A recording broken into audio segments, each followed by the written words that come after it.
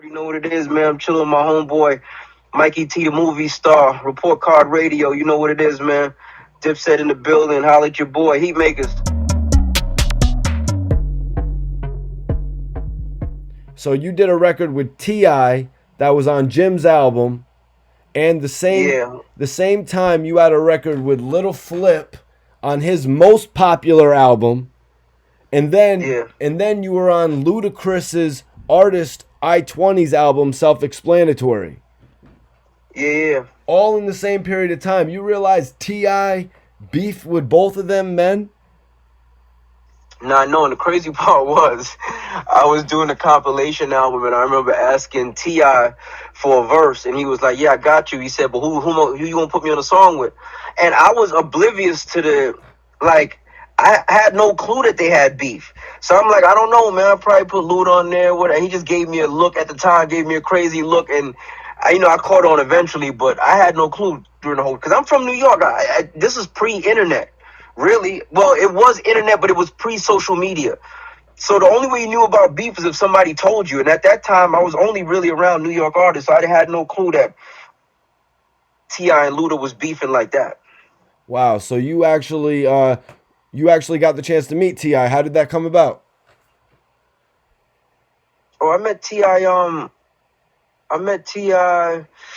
through Juelz. I think if I'm not mistaken, T.I. was on Juelz's album, right? I think he was on From Me to You. He was on My Way to Church. Yeah, but I think he did something on Juelz's album too, if I'm not mistaken. It was like a bonus track or something. Okay. I didn't do the beat to that though, but I think he was on the album, if I'm not mistaken.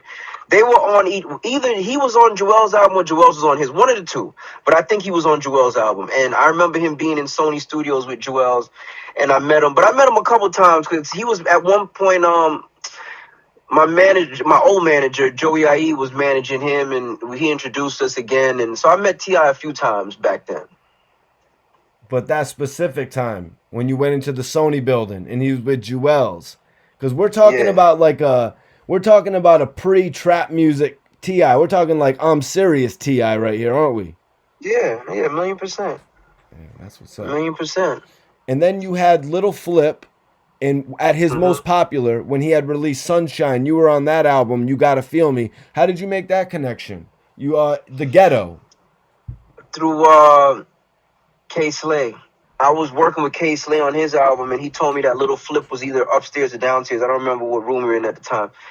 And he was like, yo, I'm introduced you. Brought me to the room. Flip was there with, I think his manager name was like Sandy something. I forgot his name, but he left me in there. I played Flip about 4 records. The second record I played, he was like, that's it.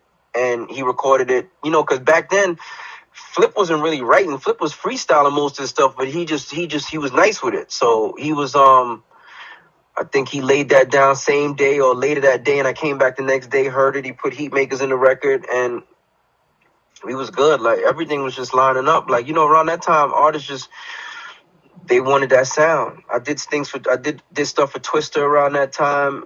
I did stuff for a bunch of art. Gucci. Well, later on, I did stuff for Gucci when he came out.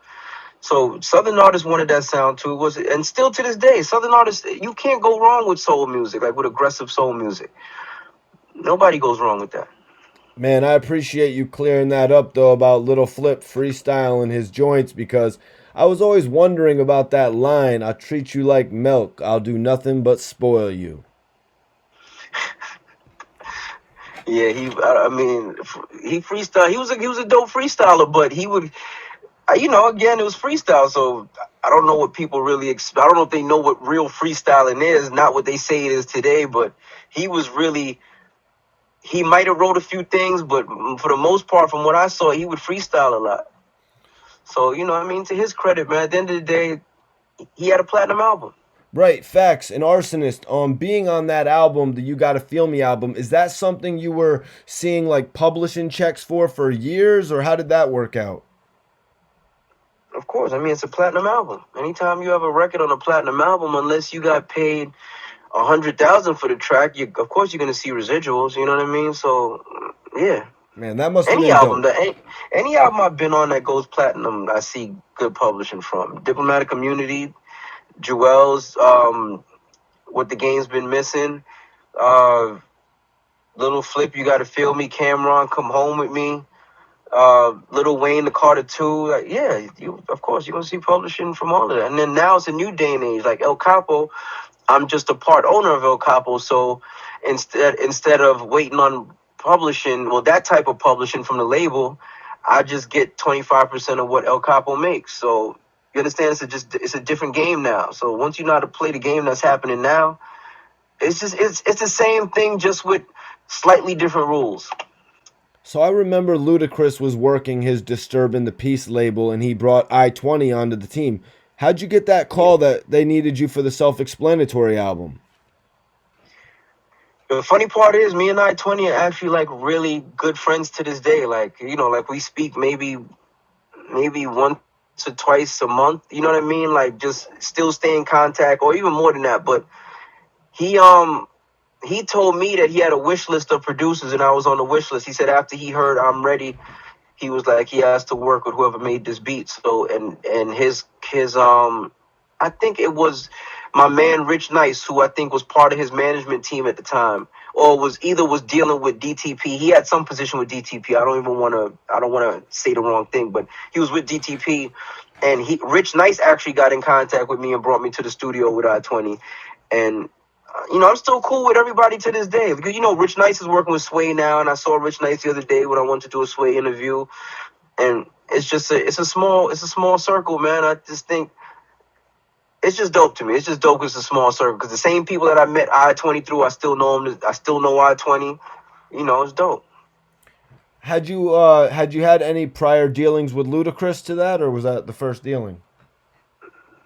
The first dealing. I did stuff for Player Circle too, and they were together when you know, 2 Chainz was Titty Boy back then. Him and Dollar had a project. I did records for them. So I got records with 2 Chainz now that we just never released. So yeah, I still keep the relationships with the people that I had relationships with back then.